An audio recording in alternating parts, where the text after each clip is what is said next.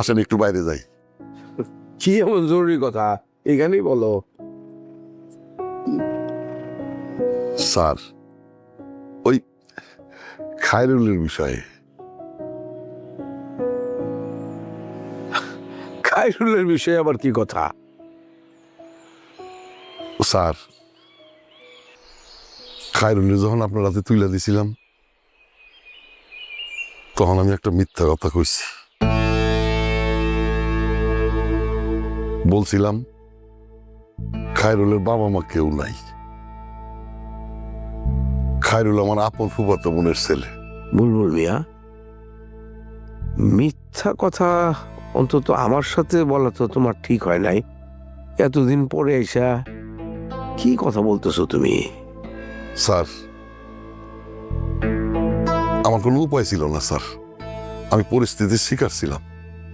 খায়রুলের বাপ যখন ওদের ছেড়ে চলে যায় তার কিছুদিন পর আমার বোনটা মরে যায়। তখন এই দুধের শিশু নিয়ে আমি কি করুম, তাই আমি আপনার হাতে তুলে দিছিলাম। ও যেন মানুষের মতো মানুষ হয়, সেই জন্যে। হ্যাঁ, তো খায়রুল রে তো মানুষ করছি, তো অসুবিধা কোথায় এখন? ওর বাপ ফিরে আইছে। বলবো এই সমস্ত কথাবার্তা শোনার সময় আমার নাই। আচ্ছা, তো কি হয়েছে? এতদিন কোনো খোঁজ খবর ছিল না, এখন তুমি হঠাৎ করে আইসা বলতেছো যে তার বাবা ফিরে আসছে। ফিরে আসলে আমি কি করব? আমার এখানে তো কিছু করার নাই।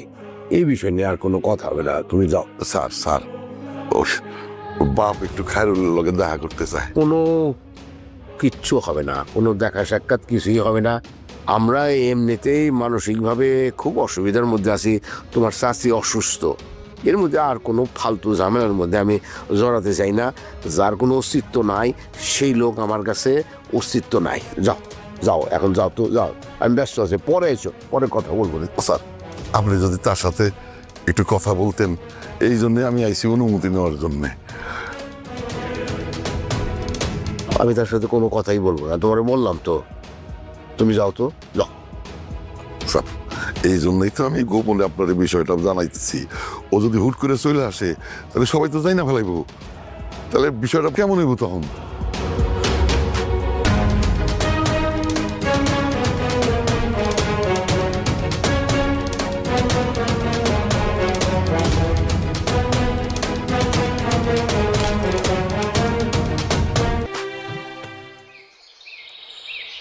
বলেন, কি বলবেন বলেন।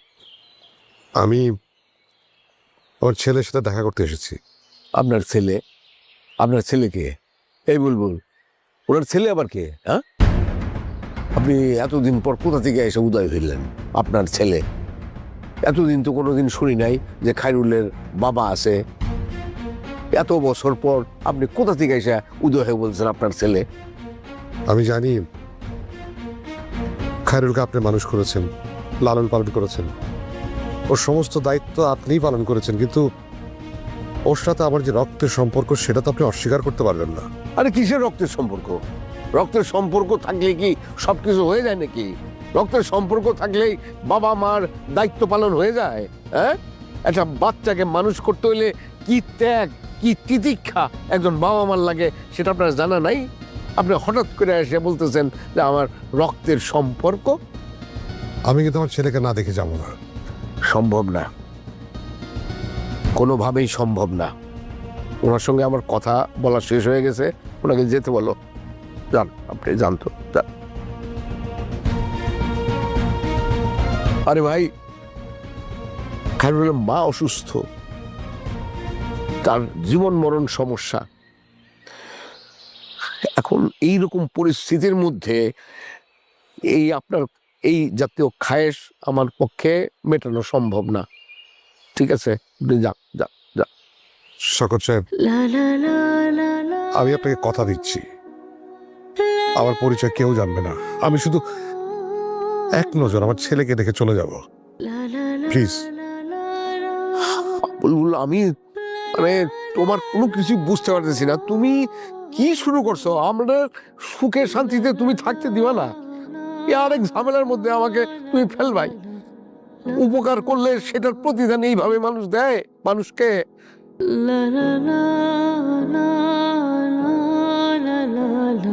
স্যার, একবারের জন্য দেন।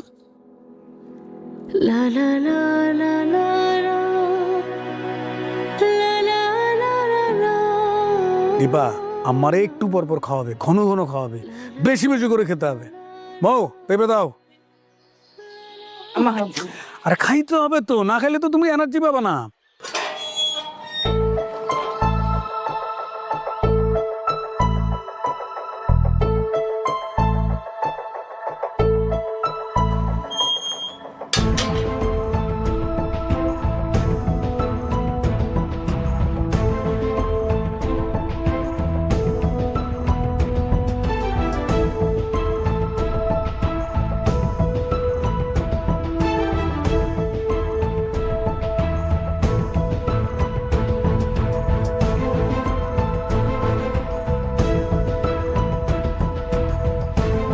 আরে আসসালামু আলাইকুম।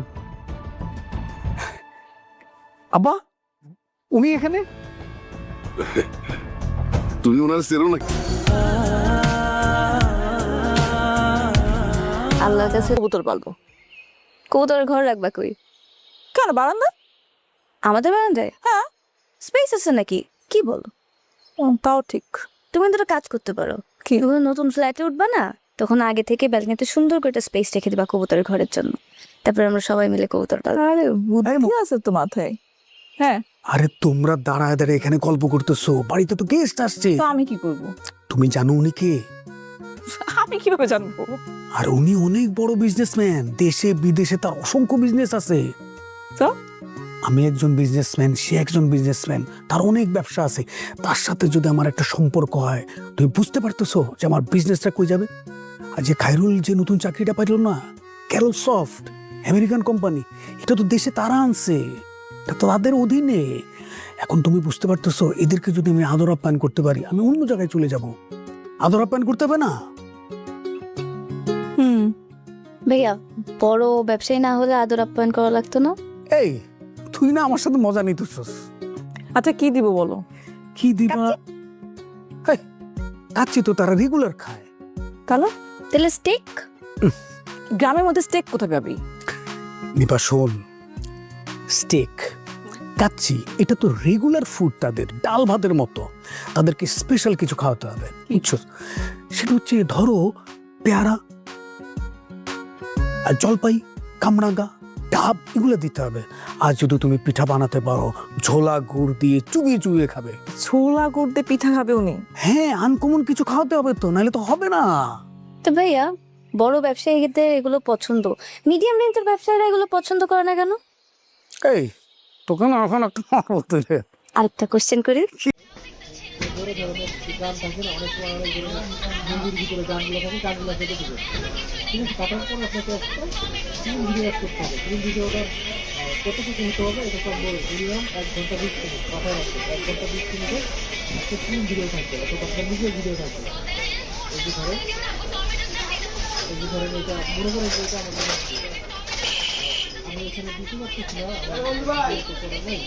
ধরেন এটা প্রতিদিন ভিডিও, কিন্তু এই ধরনের ভিডিও সেটা আপনি নিজের হোক বা অন্য কারো হোক, ফেস রিলেটেড ভিডিও হতে হবে। ফেস মাঝে মাঝে ফেস দেখা হবে, তারপরে ব্লগ টাইপের যে ভিডিওগুলো আছে এই ধরনের ক্যামেরা নিয়ে বাইরে গেলো, হাঁটাচলা করলো, মাঝে মাঝে দু একটা কথা বললো, এই ধরনের হবে। 1 ঘন্টা 20 মিনিটে টোটাল 1 ঘন্টা 20 মিনিটে একটা ফুল ভিডিও থাকতে হবে। থাকার পর আর আপনি এই জায়গা থেকে যদি আপনি আপাতত অন্য কোনো কিছু দেওয়ার প্রয়োজন আমার মনে হয় না, কিছু করতে হবে।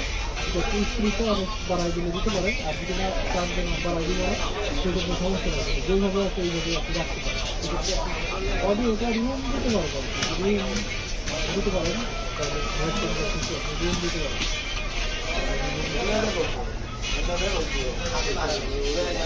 ওগুলো প্রয়োজন পড়ে না, এগুলো করি না, করে লাভ নেই। ঠিক আছে, ভিডিও কতটা ঠিক করার মেন বিষয় হচ্ছে ভিডিওর ভিতরে কোনো মিউজিক আছে কিনা, ভিডিওর ভিতরে গান আছে কিনা, ওইগুলো কেটে ফেললে একটা ভিডিও একটা ফিল হয়ে যায়। আর যেটা আপনি আপলোড দিয়ে দেখবেন যে বলতেছি যে প্রতিটা ভিডিওতে ছবিতে কি আলাদা আলাদা ফেস লাগানো লাগবে না, একটা ভিডিও করলে না। এখানে আপনার কথা আছে যে ধরেন আপনি এটার সাথে একটা ফিল্ম ভিডিও বা ভিডিও অ্যাড করলেন, অ্যাড করার পর এইটা আপনি ইউটিউবে যদি রেখে দেন তাহলে আপনি আর ব্যবহার করতে পারবেন না। যদি আপনি ডিলিট করে দেন সেটা আপনি আরেকটা ব্যবহার করতে পারবেন, ঠিক আছে? রাখলে ওইটা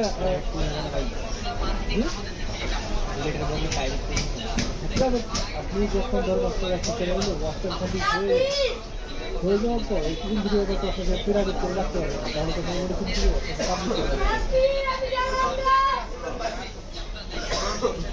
এখন হচ্ছে আচ্ছা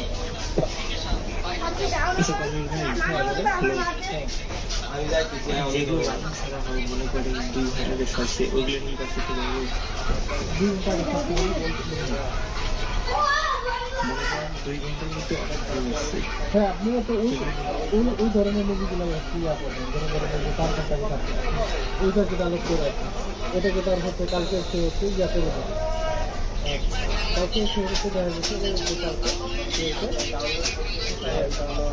প্রিন্ট করে ফেলবে, তখন আপনি যদি কালকে সকাল 6টার পর যদি আপনি পারেন আপনার মুভিটা দিতে হবে, বুঝতে পারছেন?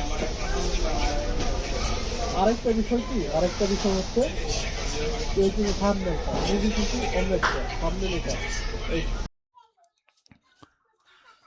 তো তোমাদের একটি রাজ্য সম্পর্কে কথা বলবো। কথাটি হলো, আমি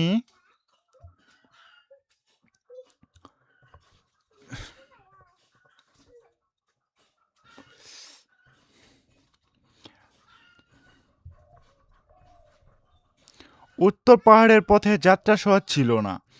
সরু পথ আর ঘন কুয়াশার চারপাশে নিস্তবতা সব মিলিয়ে মনে হতো পাহাড় নিজেই কিছু লুকিয়ে রেখেছে। রাজা অনিরুদ্ধ তখন সাধারণ বণিকের বেশে, অরুণিমা একজন কিশোরী পথিক, আর আর সঙ্গে ছিলেন বিশ্বস্ত সহচর বীরের। পাহাড়ের পিছে তারা দেখলো সেখানকার মানুষ আলাদা রকমের, আর তার খুব কম কথা বলে, কিন্তু চোখে অনেক গল্প জমে থাকে। এই বৃদ্ধ পাহাড়ি নারী তাদের আশ্রয় দিলেন। তার নাম ছিল মহিনা দিদি। রাতে আগুন জ্বালিয়ে বসে মহিনা দিদির হঠাৎ বললেন, তোমরা কি ছায়া বাহিনীর কথা শুনতে এসেছো, তাই না? রাজা অনিরুদ্ধ একটি চমকে গেলেন। তুমি জানলে কিভাবে? আর মাইনা দিদি হালকা হাসলেন। যখন রাজ্যে নিজের রাজ্য ছেড়ে পা হেঁটে বেড়ায়, তখন বড় কিছু ঘটতে চলেছে। সাহেবেনে সত্য। মাইনা দিদি জানলেন, ছায়া বাহিনী কখনো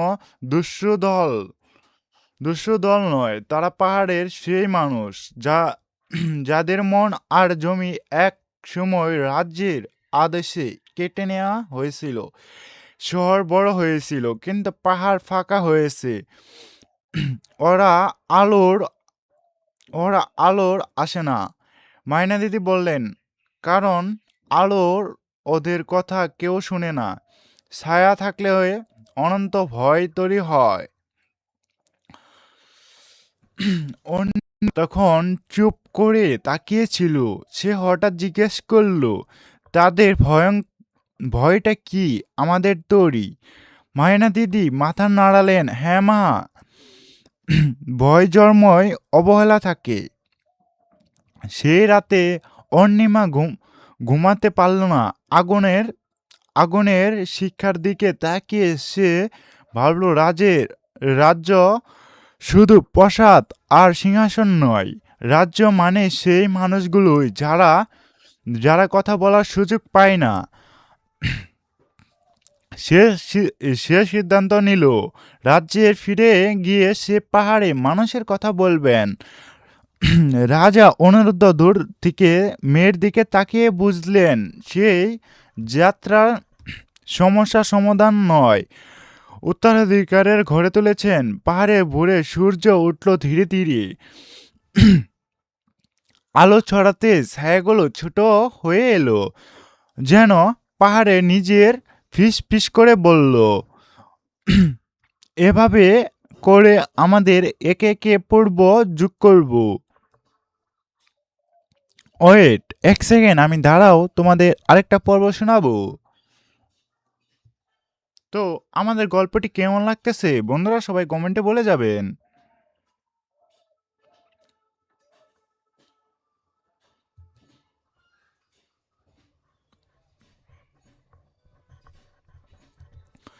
অনেক অনেক বছর আগের কথা, আর পাহাড় একটি শালবন পলাশের জঙ্গলের ঘেরা এক রাজ্য ছিল। তার নাম ছিল সুবর্ণপুর। রাজ্যটি এটাই শান্ত ছিল যে ভোরে পাখির ডানার শব্দ আর নদীর ঢেউ মিলে যেন রাজ্যের ঘুম ভাঙত। সুবর্ণপুরের মানুষ বিশ্বাস করত এই রাজ্য শুধু মাটি আর ঘরের নয়, এ রাজ্য গল্পের। প্রতিটা বাড়ি, প্রতিটা গাছ, প্রতিটি পাথরের ভিতরে লুকিয়ে থাকতো এক একটা কথা। রাজ্যে ছিলেন রাজা অনিরুদ্ধ, বয়সে মধ্যবয়স্ক, যখন চোখে গভীরতা, কণ্ঠে স্থিরতা। তিনি যুদ্ধ জয় করে নয়, মানুষের মন জয় করতে এসেছেন। তার পাশে ছিলেন নারী মৃণালিনী। তিনি ছিলেন দয়ালু, অসাধারণ স্মৃতিশক্তির অধিকারী। বলা হতো তিনি এক সময় সে কথা শুনতেন আর তার কথা ভুলতেন না।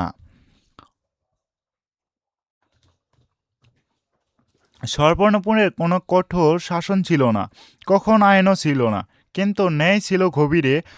সপ্তাহে সপ্তাহে একটি রাজ্য নিজে বসতেন খোলার দরবারে। সে কেউ এসে কথা বলতে পারত, কৃষক, জেলে, কুমার কিংবা দূরে দেশের পথিক। একদিন এক বৃদ্ধ কৃষক এসে বলল, মহারাজ, নদী ও এবছর কিছু বেশি ভাঙন ধরিয়েছে। রাজা অনুব্ধ জিজ্ঞেস করলেন, নদী কি কিছু চেয়েছে? সবাই অবাক। কৃষক বলল, নদী আবার চাই নাকি? রাজা মুগ্ধ হেসে বললেন, নদী মানুষ না, কিন্তু তাদেরও ভাষা আছে। সে সাবধান করে দিল, আর যদি তার পথ আটকে দেও সে রেগে যায়। আর সেই পথ থেকে নদীর ধারে নিয়ম চালু হলো, গাছ কাটা বন্ধ, তার নদীর স্বাভাবিক পথ রক্ষা। তো বন্ধুরা, আমাদের গল্পটি কেমন লাগতেছে সবাই কমেন্টে বলে যাবেন। আর কমেন্টে না বুঝলে আমরা বুঝতে পারবো না যে আমাদের গল্পটি কেমন হয়েছে। তো আজকের গল্পটি এইটুকুই।